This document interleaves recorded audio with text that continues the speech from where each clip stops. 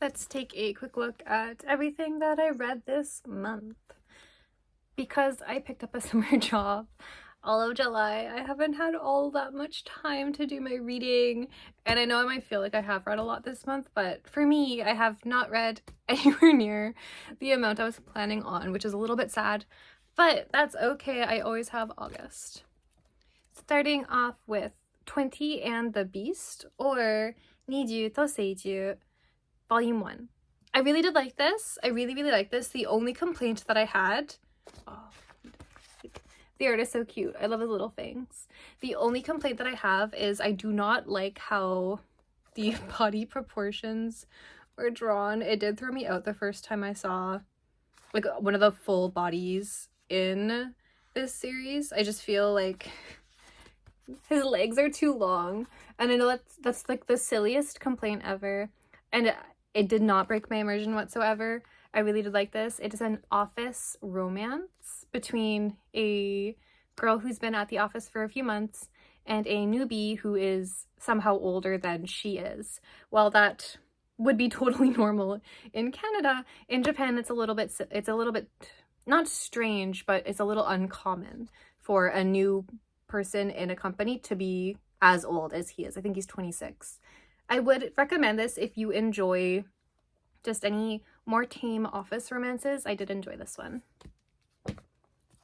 Next is Volume 1 of Bokura no Suki wa Warikirenai.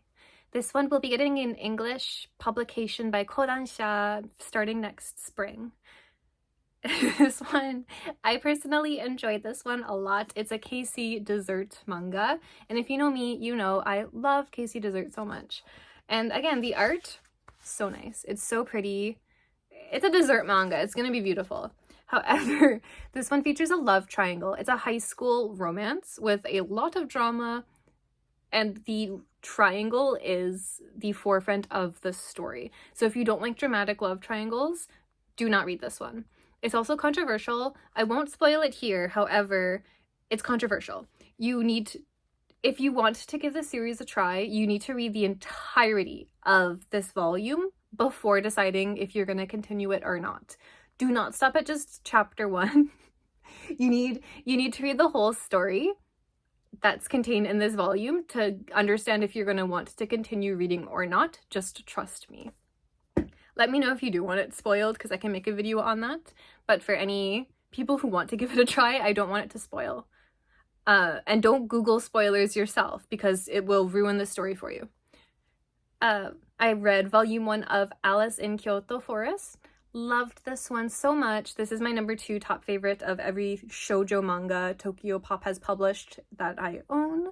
It's a retelling of, obviously, Alice in Wonderland, but the setting is in Kyoto. And I used to live in Kyoto. It holds a dear place in my heart. I just love it so much. They're so cute. It's such a sweet story. There's no romance in this volume, but I'm pretty sure there will be romance in the next one. She goes to Kyoto in order to become a maiko, who would later graduate into being a geisha. However, things go awry and she has to figure out what she actually wants to do with her life. I loved it so much. I recommend this to everybody. It's a fantasy first, potentially romance second series. It's very cute. I also read by Tokyo Pop My Contract with the Apothecary Monster, not doctor. I really enjoyed this, surprisingly. I might continue reading it in Japanese. I haven't decided yet, but I did really enjoy this. At first I didn't. I really didn't like the first chapter. However, every chapter on, I did like it more and more. It's about a woman who is taken to an alternate universe where everybody has magic powers and what oracles say become fact, so you must do what they announce that you will do. And an oracle said that she will become a song bearer. So she needs to make a contract with a monster and then feed that monster her life force in exchange for being given the monster's powers. However, she gets more than she bargained for when she gets one of, if not the, I don't know yet, most powerful monster. And he does not want her life force. He just wants her to be mean to him, is his request. It's silly, but it's well written. My only complaint with this one is that it is rather text heavy in certain parts. and that text is just lore. And normally I love a story that gives a lot of lore, but it was so text and information heavy that I felt like it was just being like, it was too much all at once. I wanted it more spread out, but that's a little complaint. I did really like this one. And then another Japanese one is Tsuiraku JK to Haijin Kyoshi. This one is another controversial one. This one is complete at 20 volumes in English. I only read volume 1 so far, and this is by Sora. And if you know Sora, they are known for their very, very dark comedy. I really liked this, but it is very dark. I did make a review of this, and somebody pointed out that my trigger warnings at the beginning were longer than the actual review. But it's because you need to be properly warned before you go into this story. I enjoyed it. I think they have a really unique, interesting relationship, but it's a lot. There's a lot of trigger warnings in this. This doesn't have English yet, unfortunately, but if you can find it, and if you read Japanese, I would give it a try. For this one, I would only recommend reading chapter 1, and if you like it, that's good, you know you like it. If you don't like it, do not continue, because chapter 1 really does set the tone. And then I also read volume 2 of Ao Haru Da Nante Kimi no Se. This one I liked. It's a dessert manga. I typically like dessert manga. It's pretty. It does have an age gap that, to me, is unacceptable, but I have been able to slowly suspend my disbelief. I enjoyed it. I liked the romance. It's definitely not my all-time favorite series. However, like, the art's pretty. I liked the story. I have no complaints. It's definitely not going to be in my top 5 of the year list. Definitely not. But I liked it. It was a short two volume series, and I liked it. I also read volume 2 of Pink and Habanero. Obviously, this one does have an English. I liked it. I like the tsundere love interest. I'm kind of iffy on the female lead. And again, this one, not my favorite, but I did enjoy it. Will not be making a top 5 of the year list, but I enjoyed it. I do think they're given a common enemy to bring them closer together in this volume, and that common enemy was so cartoonishly weird. I didn't like it. I understand it was supposed to be like a comedic point that brought them together through the audience. It didn't hit with me. I just thought it was weird. But again, I liked it. I really did like the ending of this volume, and I'm excited to read on. I do have volume 3, and I will be reading that soon. This one is probably going to be in my top 5 of this month. It's Osama Tachi wa Ano Ko ni Muchu.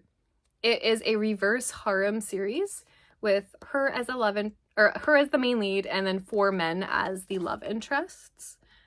This one was really, really fun. Here's all 4 on this page of the love interests. The art is beautiful. This one's a Margaret comics manga. I really liked it. It felt realistic. The female lead has had like a realistically kind of sad high school experience. Everything in this volume has been realistic. Like I can actually imagine this happening. Maybe not the 4 men being obsessed with her, but everything else does feel realistic. There's nothing over the top. Every event that happens, I'm like, yeah, that could happen. And that's probably why I enjoyed it so much. And she really looks like, what is it, Futaba from Futari Jime Romantic. I really thought that when I first saw this online. That's why I bought it to begin with. But in the actual story, she doesn't resemble her at all. She's her own character, and I really love her. So this is really fun. I recommend this to everybody. There is a second volume out. I just don't have it yet, sadly. I read volume 2. I'm reading a lot of volume 2s. I read volume 2 of Firefly Wedding, or Hotaru no Yomeiri. I love this. I love this series. He is a psycho. I love him. And she is like also crazy, but in a different way.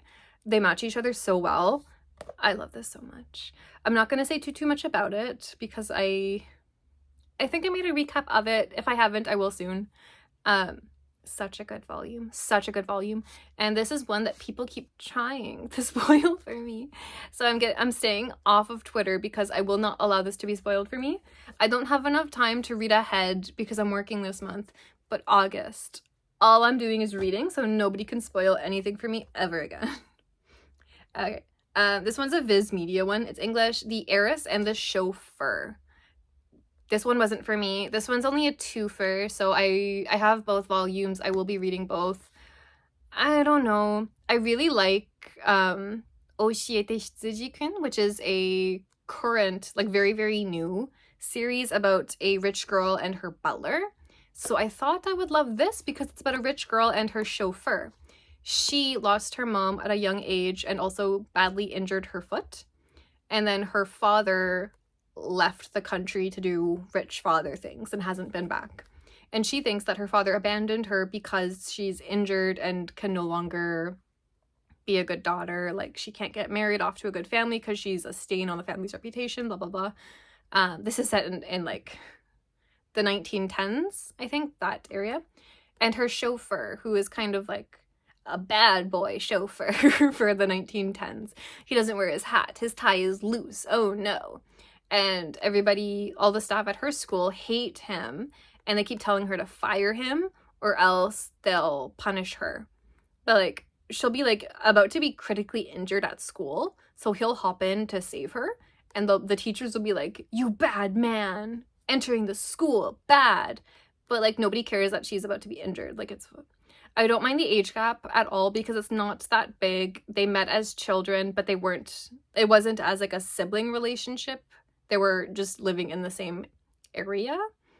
But I don't really feel any romance between them because they keep flip-flopping between like, "Oh yeah, you're like my sibling," to, "Oh, I love you forever." Like, I didn't like it.